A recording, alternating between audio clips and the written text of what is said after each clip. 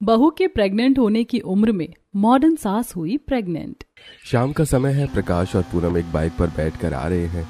पूनम प्रकाश के पीछे बैठी गाना गा रही है और दोनों मस्ती कर रहे हैं। अपनी कॉलेज के पास आकर पूनम, अब बाइक थोड़ी धीमी कर लो जी, हमारी कॉलोनी आ गई है, लोग देखेंगे तो क्या कहेंगे। हाँ हाँ कर लेता हूँ धीमी। वैसे एक बात कहूँ पूनम, आज भी तुम्हारे इस लाजवाब स्टाइल और खूबसूरती को देखकर पूरे मोहल्ले की औरतें जलती हैं।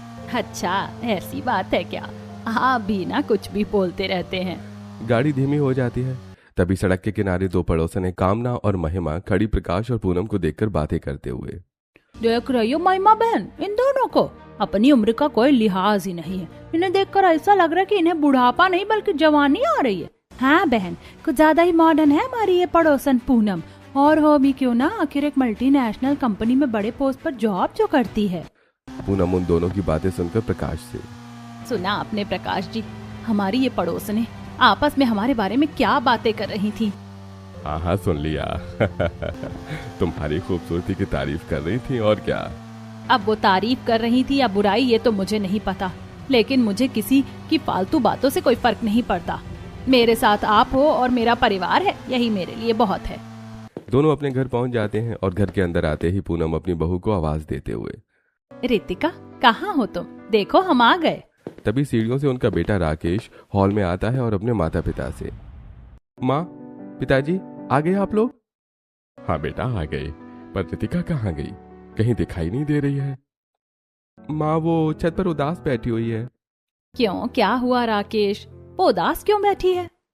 माँ वो आज अनिका दीदी का फोन आया था, कल उनकी गोद भराई का फंक्शन है और हम सभी को वहां जाना है। अरे तो अनिका की गोद भराई तो बहुत ही ज्यादा खुशी की बात है, फिर उसमें रितिका बहू क्यों उदास हो गई? प्रकाश जी आप समझते नहीं हैं, रितिका की शादी को पूरे 3 साल हो गए हैं और वो बेचारी अभी तक माँ नहीं बन पाई है। इसी वजह से वो अनिका की बात सुनकर उदास हो गई होगी। खैर कोई बात नहीं बेटा, मैं अभी रितिका से बात करके आती हूँ, तुम फिक्र मत करो। पूनम अपनी बहू रितिका से मिलने छत पर जाती है, जहां रितिका आंखों में आंसू लिए नीचे खेल रहे बच्चों को देख रही थी। पूनम उसके पास खड़ी होकर उसके सिर पर प्यार से हाथ फेरते हुए, बहू तुम इस तरह परेशान मत हो, भगवान के घर देर है लेकिन अंधेर बिल्कुल नहीं है। आज नहीं तो कल तुम्हारी गोद भी जरूर भर जाएगी, हिम्मत मत हारो। लेकिन माँ जी पता नहीं वो दिन कब आएगा। देखिए ना, कल अनिका दीदी की गोद भर आई है, मुझे उनके लिए बहुत ज्यादा खुशी है कि भगवान ने उनकी गोद भर दी। बस एक मैं ही अभागन रह गई हूँ। नहीं रितिका, तुम ऐसा बिल्कुल नहीं सोचोगी, तुम चिंता मत करो, एक ना एक दिन तुम्हारी गोद में भी जरूर बच्चा खेलेगा। बातें करने के बाद दोनों नीचे आ जाती हैं। अगले दिन शाम को पूनम रितिका के कमरे में आकर, अरे रितिका तुम अब तक तैयार नहीं हुई? चलो अब जल्दी से तैयार हो जाओ, अपनी ननद की खुशियों में शामिल होने नहीं जाओगी क्या? नहीं माँ जी, मैं वहाँ नहीं जाऊंगी, मेरा मन नहीं है। क्यों नहीं जाओगी, क्या बात है? माँ जी मुझे वहाँ बिल्कुल अच्छा नहीं लगेगा। मुझे डर है कि वहाँ पर लोग मुझे देखकर ताने मारेंगे, कुछ न कुछ उल्टा बोलेंगे, मुझे सहन नहीं होगा। अरे बहू, जब मैं तुम्हारे साथ हूँ तो तुम्हें डरने की क्या जरूरत है? तुम्हें कोई कुछ नहीं कहेगा, तुम बस तैयार हो जाओ, हम साथ चलेंगे। ठीक है माँ जी, अगर आप कह रही हैं तो मैं चलती हूँ। रात के समय पूरा परिवार तैयार होकर अनिका के ससुराल पहुंचता है। अनिका का 8वां महीना चल रहा है और उसका बेबी बम्प साफ दिख रहा है। वो सबको देखकर खुश होते हुए, अरे माँ, भाभी, भैया, पिताजी, आप लोग आ गए। आइए आइए अंदर आइए, आप लोग बैठिए, मैं बस आप ही लोगों का इंतजार कर रही थी ताकि फंक्शन शुरू कर सकें। तभी वहां अनिका की सास आती है और रितिका को देखकर मुंह बनाते हुए, अरे आ गए समधन जी आप लोग। देखिए ना, हमारी बहू अनिका की शादी को तो अभी सिर्फ 1 ही साल हुआ है, लेकिन भगवान ने हमें इतनी बड़ी खुशखबरी दे दी। पर पता नहीं आपकी बहू रितिका कब ये खुशखबरी सुनाएगी। वैसे 3 साल हो गए ना इनकी शादी को। समधन जी, ये सब तो पूरी तरह से भगवान की मर्जी है, जब सही समय आएगा तो मेरी बहू के आंगन में भी बच्चा जरूर खेलेगा। अच्छा ठीक है, आइए अंदर। बहू अनिका जरा इधर आओ, मुझे तुमसे एक जरूरी बात करनी है। शोभा अनिका को पार्टी में एक कोने में ले जाती है। पूनम ये देखकर रितिका से, रितिका हो सकता है कि वहाँ कुछ काम, जरा तुम भी जाओ और अनिका की मदद कर देना। जी माँ जी, मैं अभी जाती हूँ। रितिका कोने में जाती है। वहां शोभा अनिका को डांटते हुए, देखो अनिका, तुमने अपनी इस बांझ भाभी को यहाँ बुलाया, मैंने कुछ नहीं कहा, लेकिन याद रखना कोई भी शुभ काम या रस्म इससे मत करवाना, क्योंकि ये बांझ है और बांझ औरतें शुभ काम में आगे नहीं रखी जाती, अपशगुन होता है। रितिका ये बात सुन लेती है। उसकी आंखों में आंसू आ जाते हैं और वो रोती हुई वापस पूनम के पास आती है। पूनम उसे देखकर परेशान होते हुए, क्या हुआ रितिका, क्या बात हो गई? तुम्हारी आंखों में आंसू क्यों हैं? कुछ नहीं माँ जी, कोई बात नहीं हुई है। रितिका की आंखों में आंसू देखकर पूनम सब समझ जाती है। थोड़ी देर बाद गोद भराई की रस्म शुरू होती है। शोभा अपनी बहू की गोद फलों और मीठे से भरने के बाद टीका लगाने के लिए पूनम को बुलाते हुए, समधन जी आप भी आइए ना सामने रस्म करने के लिए। नहीं नहीं समधन जी, मेरी बहू रितिका और मैं यहीं पीछे खड़े हैं, आप लोग आराम से रस्म कर लीजिए। पूनम रस्म के लिए आगे नहीं आती और रितिका के साथ वहीं खड़ी रहती है। फंक्शन खत्म होने के बाद वो सभी घर वापस आ जाते हैं। अगले दिन तैयार होकर पूनम अपने ऑफिस पहुंचती है। वो एक बहुत अच्छे और ऊंचे पोस्ट पर है। उसे देखते ही सभी कर्मचारी खड़े हो जाते हैं। तभी आकाश आरती से, यार हमारी ये पूनम मैम इस उम्र में भी कितनी ज्यादा फिट है ना, बिल्कुल जवान लगती हैं। जवान तो है ही, लेकिन उनका ड्रेसिंग सेंस तो देखो कितना ज्यादा लाजवाब है। हाँ भाई बिल्कुल सही कहा। मैंने सुना है कि इनके हस्बैंड प्रकाश जी इनके लिए अलग अलग तरह की मॉडर्न ड्रेसेस लाकर देते हैं। ये दोनों सच में बहुत ही रोमांटिक कपल हैं। पूनम अपने केबिन में चली जाती है। थोड़ी देर बाद वो अपने केबिन में बैठी फाइल्स चेक कर रही होती है। तभी उसके पति प्रकाश का फोन आता है। हाँ प्रकाश जी कहिए, क्या बात है? क्या कर रही हो पूनम? बस ऑफिस का कुछ जरूरी काम था तो फाइल्स चेक कर रही थी। वो तो ठीक है, लेकिन आज शाम को मेहरा जी के यहाँ बहुत बड़ी पार्टी है, तो तुम आज ऑफिस से जल्दी घर आ जाना। ठीक है, मैं समय पर आ जाऊंगी। शाम के समय पूनम जल्दी घर आकर अपने कमरे के वॉशरूम में नहाने चली जाती है। और जब वो नहाकर बालों में टॉवल लपेटे बाहर आती है, तभी प्रकाश उसकी अलमारी से एक रेड वन पीस ड्रेस निकालकर पूनम को देते हुए, पूनम सुनो, आज तुम इस पार्टी में ये ड्रेस पहन लो, बहुत प्यारी लगोगी। ठीक है, आप कहते हैं तो मैं यही पहन लेती हूँ। थोड़ी देर बाद पूनम लाल रंग की वन पीस ड्रेस पहनकर तैयार होकर कमरे से बाहर आती है। रितिका उसे देखकर खुश होते हुए, वाह माँ जी, आप तो इस ड्रेस में बहुत ही ज्यादा हॉट और सुंदर लग रही हो। थैंक यू बेटा। अरे क्यों नहीं लगेगी सुंदर बहू, आखिर बेबी किसकी है। वो तीनों मुस्कुराते हैं। उसके बाद प्रकाश और पूनम मेहरा जी की पार्टी में पहुंचते हैं। वहां पार्टी में कामना और महिमा भी आई हुई हैं। वो पूनम को वन पीस ड्रेस में देखकर मुंह बनाते हुए, देखो तो महिमा बहन से इस उम्र में भी कैसे कपड़े पहनकर घूम रही है, शर्म ही नहीं है। हाँ कामना बहन सही कह रही हो, ये दोनों बुढ़ापे में भी एकदम जवानों की तरह रहते हैं। हाँ भाई, हमारे जैसे लोगों को बुढ़ापा आता है, लेकिन इसे देखकर तो ऐसा लग रहा है कि इसे जवानी वापस आ रही है। दोनों बातें करते हुए हंसने लगते हैं। पार्टी खत्म होने के बाद सब घर आ जाते हैं। घर आकर पूनम रितिका के कमरे में जाती है और उससे बात करती है। पूनम रितिका को हमेशा सपोर्ट करती है क्योंकि रितिका बच्चा न होने की वजह से दुखी रहती है। कुछ दिन बीत जाते हैं। एक दिन प्रकाश हॉल में आता है जहां सब बैठे हैं। सुनो पूनम, मुझे एक बहुत बड़े बिजनेस कॉन्ट्रैक्ट के सिलसिले में कुछ दिनों के लिए शहर से बाहर ट्रिप पर जाना है। मैं सोच रहा हूँ कि तुम भी मेरे साथ चलो। नहीं प्रकाश जी, इस समय ऑफिस में बहुत काम है, मैं ऐसे बीच में काम छोड़कर नहीं जा सकती, आप चले जाइए। हाँ हाँ ठीक है, जैसी तुम्हारी मर्जी। मेरी पैकिंग करवा देना, मैं कल सुबह जल्दी निकल जाऊंगा। अगली सुबह पूनम प्रकाश को सी ऑफ करने एयरपोर्ट पहुंचती है। प्रकाश के जाने के बाद वो वापस मुड़ती है। तभी अचानक उसका पुराना कॉलेज का दोस्त अंकित उसे कंधे से पीछे से थपकी देते हुए, अरे पूनम तुम यहाँ इतने सालों बाद? अरे अंकित, तुम यहाँ कॉलेज के बाद हम इतने सालों बाद मिल रहे हैं ना। हाँ यार, मैं अभी अभी इसी शहर में आया हूँ। मेरी सरकारी नौकरी में यहीं पोस्टिंग हुई है, लेकिन तुम यहाँ एयरपोर्ट पर कैसे? मैं तो बस अपने पति प्रकाश जी को सी ऑफ करने आई थी, वो बिजनेस ट्रिप पर गए हैं। अच्छा चलो, इसी बहाने बहुत दिनों बाद मिले हैं। साथ बैठकर कॉफी पीते हैं कहीं और पुरानी यादें ताजा करते हैं। दोनों पास के कैफे में बैठकर कॉफी पीने लगते हैं। तभी कैफे के दूसरे कोने में आकाश और आरती बैठे कॉफी पी रहे होते हैं। वो पूनम को अंकित के साथ देखकर बातें बनाते हुए, देखो आरती, वो पूनम मैडम है ना, आज ही तो इनके पति शायद शहर से बाहर गए हैं और आज ये किसी दूसरे मर्द के साथ बैठकर यहाँ मजे से कॉफी पी रही हैं। हाँ आकाश, पूनम मैडम तो कुछ ज्यादा ही मॉडर्न विचारों की लगती हैं।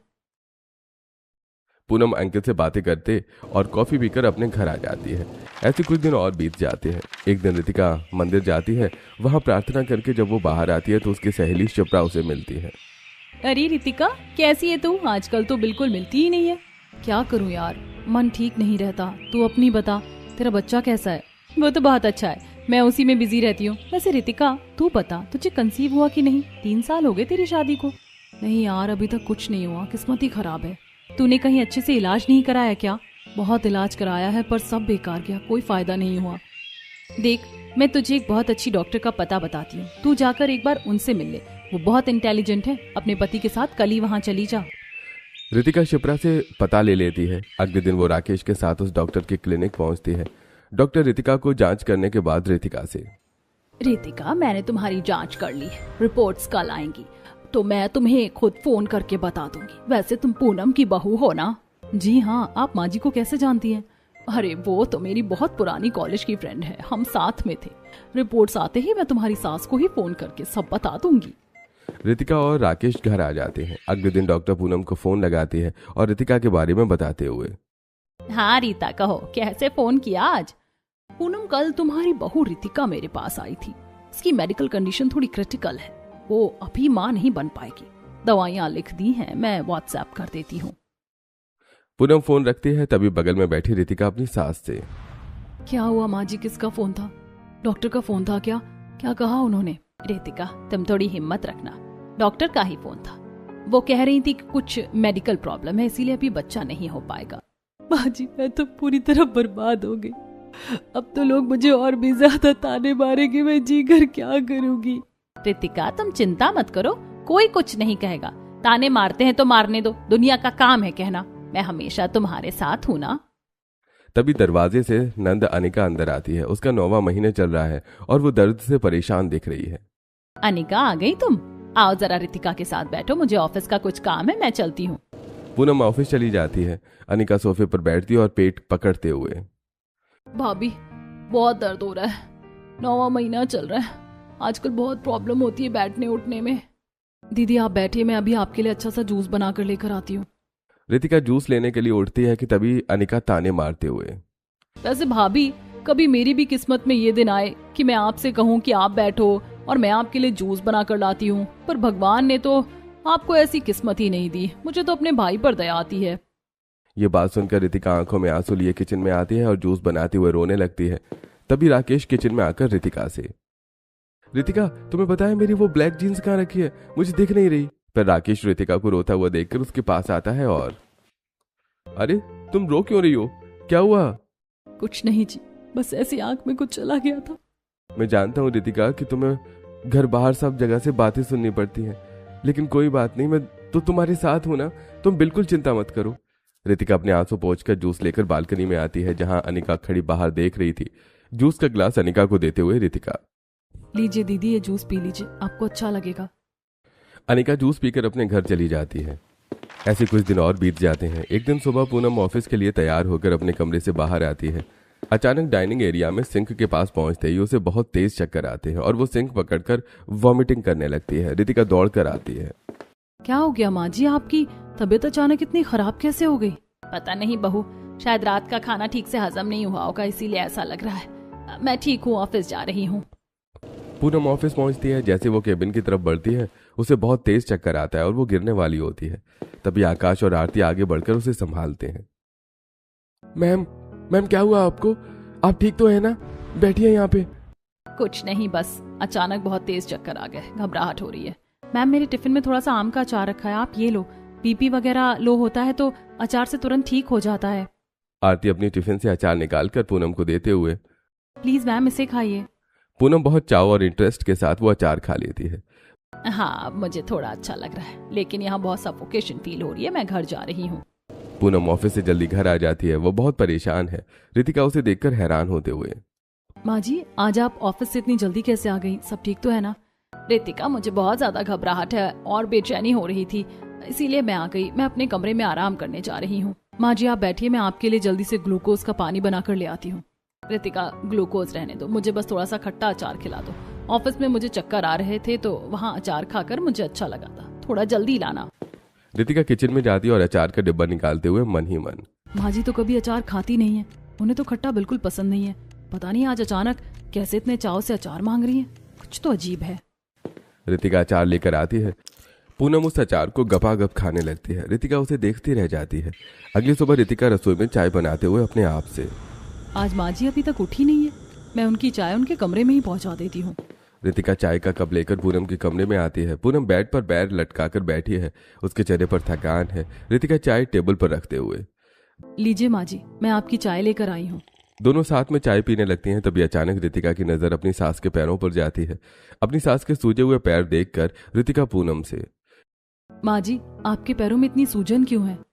इससे पहले कि पूनम कोई जवाब दे पाती, उसे वॉमिटिंग सेंसेशन होती है और वो वॉशरूम में चली जाती है। उल्टी करके वो बाहर आती है। तब रितिका पूनम से, आपको लगातार उल्टियां भी हो रही हैं, चक्कर भी आ रहे हैं, क्या हुआ है आपको? पता नहीं, मुझे खुद समझ नहीं आ रहा कि मेरी तबीयत को क्या हो गया है। अच्छा रुकिए माँ जी, ऐसा करती हूँ कि मैं जरा चैट जीपीटी से पूछ कर देखती हूँ कि ये सब किस चीज के लक्षण हैं। रितिका अपने फोन में सारे लक्षण टाइप करती है। जैसे स्क्रीन पर रिजल्ट आता है, रितिका उसे देखकर जोर जोर से हंसने लगती है। पूनम उसे इस तरह हंसता हुआ देखकर, क्या हुआ रितिका, तुम इस तरह अचानक क्यों हंस रही हो? माँ जी देखिए ना, ये तो कह रहा है कि ये सारे लक्षण प्रेगनेंसी के हैं। इस उम्र में भी भला क्या क्या दिखाता है ये फोन। अरे रितिका, तुम भी ना, ये चैट जीपीटी ऐसा ही है, कुछ भी बताता रहता है। उसकी बकवास बातों को छोड़ो, मुझे ऑफिस के लिए लेट हो रहा है। पूनम ऑफिस के लिए तैयार होकर बाहर निकलती है। जैसे वो अपनी कार के पास पहुंचते है, उसे बहुत तेज चक्कर आता है और वो कार का दरवाजा पकड़ लेती है। तभी पड़ोस से कामना वहां आ जाती है और उसे संभालते हुए, अरे पूनम बहन, क्या हो गया तुम्हें? तुम ठीक तो हो ना? हाँ कामना बहन, कुछ नहीं, बस आजकल मेरी तबीयत थोड़ी ठीक नहीं लग रही है, अजीब सी घबराहट रहती है। पूनम बहन, अपना ख्याल रखा करो, इस तरह लापरवाही ठीक नहीं, चलो आराम से जाओ। पूनम ऑफिस चली जाती है। ऐसे ही कई दिन और बीत जाते हैं। पूनम को कभी उल्टी होती, कभी चक्कर आता और उसके पैर लगातार सूजते जा रहे थे। इसी बीच अनिका को पेटा होता है और पूरा परिवार हॉस्पिटल पहुंचता है। वो बच्चे को देखकर बहुत खुश होते हैं। तभी अचानक कॉरिडोर में पूनम को बहुत तेज चक्कर आता है और वो सोफे पर बैठ जाती हैं। शोभा पूनम के सूजे हुए पैर और उल्टी के लक्षण देखकर अपनी बहू के कमरे में आकर, बहू तुम मेरी बात का बुरा मत मानना, लेकिन तुम्हारी माँ को देखकर साफ लग रहा है कि उन्हें प्रेगनेंसी के पूरे लक्षण हैं। माँ जी आप प्लीज चुप रहिए और मुंह से कुछ भी मत बोलिए, भला इस उम्र में मेरी माँ थोड़ी बनेंगी, कुछ भी बोलती हैं आप। थोड़ी देर बाद वो लोग वापस घर आ जाते हैं। कुछ दिन और बीत जाते हैं। एक दिन पूनम के पति प्रकाश का फोन आता है। पूनम फोन उठाकर, हाँ प्रकाश जी कहिए, आपको इतने दिनों बाद मेरी याद आई। अरे पूनम, तुम तो हमेशा ही ऑफिस में बिजी रहती हो। वैसे मैं तो बस ये बताने के लिए फोन कर रहा था कि मैं बिजनेस के काम में थोड़ा फंस गया हूँ, इसलिए वापस आने में थोड़ा डिले हो जाएगा। कोई बात नहीं जी, आप अपना काम चैन से खत्म करके ही आइए, मैं ठीक हूँ। पूनम फोन रख देती है। वो अलमारी से प्रकाश की पसंदीदा ब्लू कलर की ड्रेस निकालती है और उसे पहनकर आईने के सामने खड़ी होकर अपने आप को देखते हुए, हे भगवान, मेरी टमी आजकल इतना ज्यादा क्यों दिख रही है? हो सकता है कि कोई गैस या ब्लोटिंग की वजह से ऐसा हो गया होगा। पूनम कमरे से बाहर हॉल में आती है। वहां अनिका अपने छोटे बच्चे को लेकर आई हुई है और रितिका भी बैठी है। अरे अनिका बेटा, तुम कब आई? बच्चे को भी साथ लाई हो, बहुत अच्छा किया। हाँ माँ, मैं तो बस डॉक्टर के पास आई थी तो सोचा आपसे भी मिल लूं। लेकिन माँ एक बात बताओ, आपका पेट अचानक इतना क्यों दिख रहा है? ऐसा तो तब हुआ था जब मेरा चौथा महीना चल रहा था। हाँ ननद जी, पता नहीं आजकल माँ जी को क्या हो गया, इन्हें इतनी वॉमिटिंग होती है, चक्कर आते हैं, खट्टा बहुत खाती हैं, पैर फूल गए हैं और रात को भी नींद नहीं आती। कई बार मैंने इन्हें रात को बालकनी में टहलते हुए देखा है। यह सब सुनकर अनिका को अचानक अपनी सास की कही बात याद आती है और अपनी माँ को देखते हुए मन ही मन, कहीं मेरी सास जो कह रही थी वो सच तो नहीं था? कहीं माँ सचमुच प्रेग्नेंट तो नहीं है? हे भगवान! अरे दीदी क्या सोच रही हो आप, कहाँ खो गई? माँ तुम बुरा मत मानना, लेकिन कहीं ऐसा तो नहीं कि तुम सचमुच प्रेग्नेंट हो? ये तो सारे लक्षण प्रेगनेंसी के ही हैं। हाँ दीदी, मैं भी यही सोच रही थी। जब मेरे घर पर भी मेरी भाभी प्रेग्नेंट थी तो उसमें भी ये सारे लक्षण मैंने देखे थे। दिमाग खराब है क्या तुम दोनों का? मैं क्यों प्रेग्नेंट होंगी? भला मेरी ये उम्र है प्रेग्नेंट होने की? तुम लोग अपनी ये बकवास बंद करो, मुझे ऑफिस जाना है। पूनम गुस्से में बाहर निकलती है और कार के पास पहुंचती है। तभी कामना और महिमा मॉर्निंग वॉक से वापस आते हुए पूनम के निकले हुए पेट को देखकर उसे ताने मारते हुए, अरे पूनम बहन क्या बात है, अभी तक तो तुम सिर्फ जवानों की तरह रहती थी, लेकिन अब तो जवानों की तरह प्रेग्नेंट भी दिखाई दे रही हो। हाँ बहन, मुझे तो लगता है कि तुम सचमुच प्रेग्नेंट हो।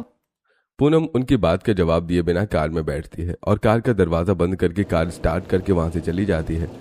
वो जैसे ही ऑफिस पहुंचती है तो सभी लोग खड़े होकर उसका स्वागत करते हैं। आकाश उसे देखकर आरती से, यार देख, आज मैम का पेट कितना बाहर निकला हुआ है। हाँ, जब मेरी भाभी प्रेग्नेंट थी तो उनका पेट भी बिल्कुल ऐसा ही निकला हुआ था।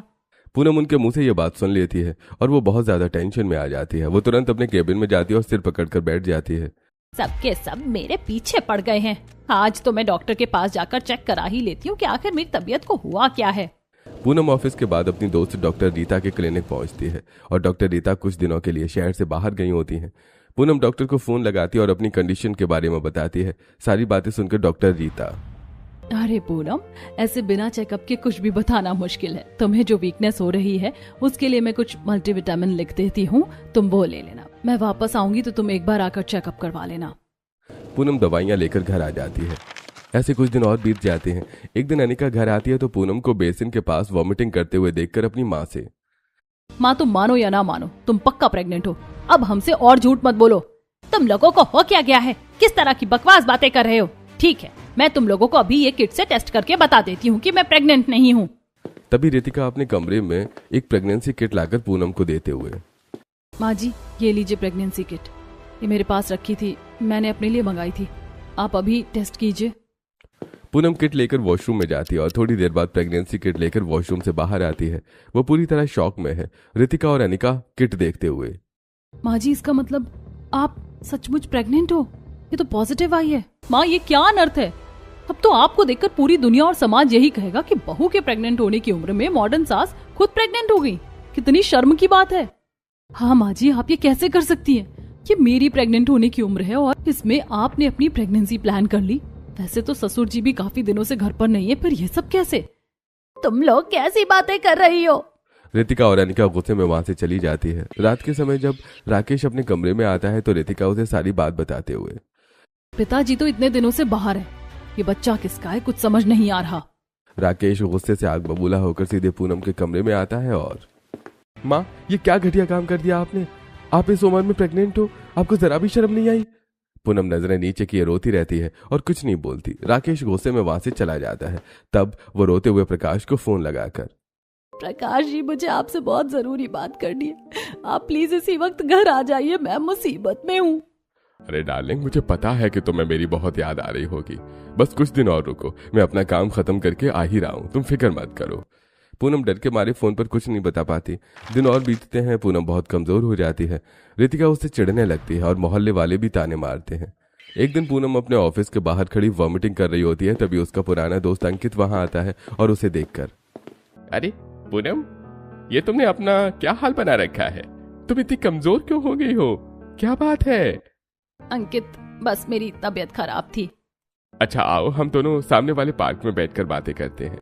दोनों पार्क में जाकर बैठ जाते हैं और पूनम रोते हुए अंकित को समाज के तानों और प्रेगनेंसी किट की पूरी बात बता देती है। ये सब सुनकर अंकित, पूनम अगर ऐसा है तो तुम तुरंत डॉक्टर के पास चलो, मैं तुम्हें ले चलता हूँ।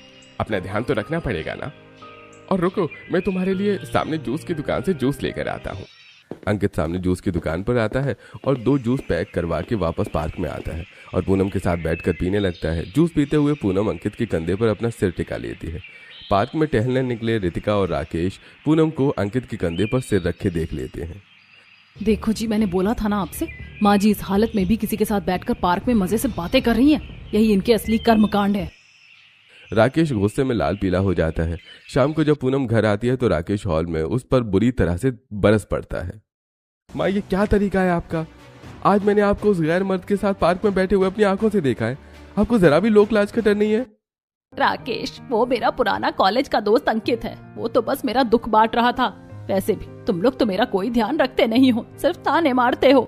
माँ आपने ध्यान रखने जैसा कोई काम ही नहीं किया है। मैं तो बोल रहा हूँ कि आप चुपचाप किसी दूसरे शहर में जाओ और जाकर इस बच्चे को अबॉर्ट करवा दो। हम समाज में मुंह दिखाने के लायक नहीं बचे। मैं कहीं नहीं जाऊंगी राकेश, और मैं अपने पति प्रकाश की मर्जी के बिना कुछ भी नहीं करूंगी। राकेश गुस्से में चला जाता है। उसके बाद घर में पूनम का कोई साथ नहीं देता। वो अकेले रोते हुए अपना ध्यान रखती है, खुद जूस बनाती है और ऑफिस जाती है।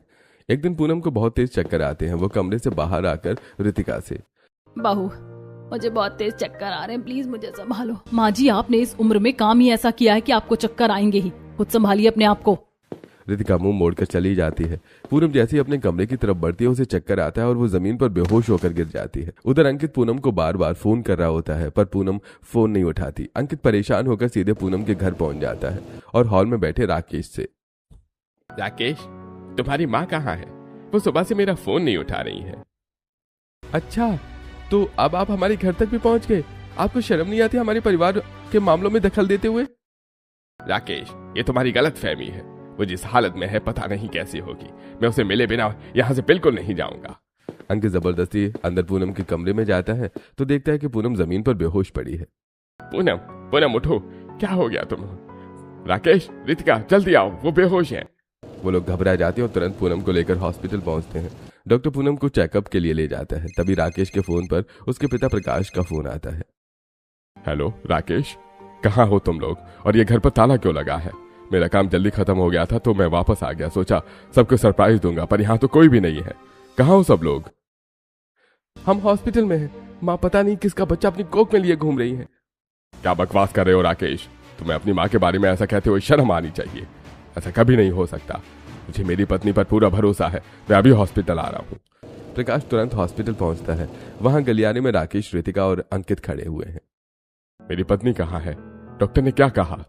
पिताजी, माँ अंदर है, डॉक्टर जांच कर रहे हैं। तभी डॉक्टर केबिन से बाहर आता है और सभी से, आप लोगों ने मरीज को यहाँ लाने में इतनी ज्यादा देरी क्यों कर दी? उनकी हालत बहुत क्रिटिकल है। डॉक्टर साहब, क्योंकि हम सब जान चुके थे कि माँ जी इस उम्र में प्रेग्नेंट है, हमें उन्हें हॉस्पिटल लेकर आने में समाज के सामने शर्म आ रही थी, इसीलिए हम नहीं लाए। दिमाग खराब है आप लोगों का? अगर वो प्रेग्नेंट हैं या उन्हें कोई भी मेडिकल प्रॉब्लम है तो उन्हें तुरंत डॉक्टर के पास लाना चाहिए था। पर डॉक्टर साहब, समाज में तो कोई चीज होती है ना, उन्होंने काम ही ऐसा किया था। शर्म आनी चाहिए तुम लोगों को। जिसने तुम्हें जन्म दिया, जिसने तुम्हारा हर कदम पर साथ दिया, तुम्हें उसका इलाज कराने के लिए आज समाज के तानों का ख्याल आ रहा है। बाय द वे, वो तुम्हारी गलत फहमी दूर कर दूं, वो प्रेग्नेंट नहीं है, वो उनका मेनोपॉज टाइम है और हार्मोन के भारी इम्बैलेंस होने के कारण उनके पेट में एक बहुत बड़ा ट्यूमर बन गया है जो अब काफी फैल चुका है। अगर तुम उन्हें सही समय पर लाते तो सेफली ऑपरेट हो जाता, लेकिन अब तो उनकी जान को भी खतरा है।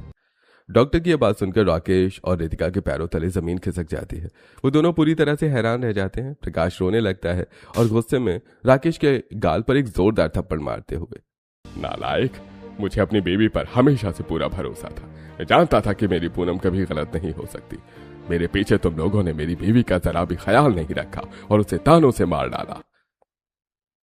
हम उनका इमरजेंसी ऑपरेशन कर रहे हैं, आप लोग ईश्वर से प्रार्थना कीजिए। डॉक्टर अंदर चले जाते हैं। हॉस्पिटल के कॉरिडोर में बनी मूर्ति के सामने प्रकाश घुटनों के बल बैठकर रोते हुए प्रार्थना करने लगता है। राकेश और रितिका भी हाथ जोड़कर रोने लगते हैं। 2 घंटे बाद डॉक्टर बाहर आता है। बधाई हो, ऑपरेशन पूरी तरह सफल रहा। हमने ट्यूमर निकाल दिया है और उनकी जान बच गई है। 4 घंटे में उन्हें होश आ जाएगा, तब आप मिल सकते हैं। 4 घंटे बाद पूनम को होश आता है। पूरा परिवार केबिन के अंदर जाता है। राकेश और रितिका पूनम के पैरों में गिरकर रोते हुए, माँ हमें माफ कर दीजिए, हमसे बहुत बड़ी भूल हो गई, हमने आप पर शक किया। माँ जी, मुझे भी माफ कर दीजिए। जब मुझे आपके साथ की जरूरत थी तो आपने मेरा पूरा साथ दिया, लेकिन जब आपको मेरी जरूरत थी तब मैंने आपका साथ छोड़ दिया। कोई बात नहीं बच्चों, तुम लोगों को सच नहीं पता था। मुझे खुशी है कि मेरी फैमिली मेरे साथ है। माँ जी, वो सब तो ठीक है, लेकिन उस प्रेगनेंसी किट का क्या, जो पूरी तरह से पॉजिटिव निकली थी, वो कैसे हुआ? अरे रितिका, कहीं तुमने अपनी प्रेगनेंसी किट तो नहीं दे दी थी? वो मैं साल भर पहले लाया था और वो तभी एक्सपायर होने वाली थी। ओह माय गॉड, वो किट एक्सपायर्ड थी। मेरी नासमझी की वजह से ये सब हुआ। पूनम मुस्कुराकर रितिका और राकेश का हाथ पकड़ लेती है। प्रकाश भी पूनम का हाथ थाम लेता है। पूरे परिवार के आंसू खुशी में बदल जाते हैं और सारी गलतफहमियां हमेशा के लिए खत्म हो जाती हैं। पूनम अपने परिवार के साथ अस्पताल से घर आ जाती है। ऐसे कुछ दिन बीत जाते हैं। एक दिन अचानक रितिका को चक्कर आ जाते हैं। पूनम उसे संभालती है। फिर रितिका प्रेगनेंसी किट से अपना टेस्ट करती है और रिजल्ट पॉजिटिव आता है। घर में खुशी की लहर दौड़ जाती है।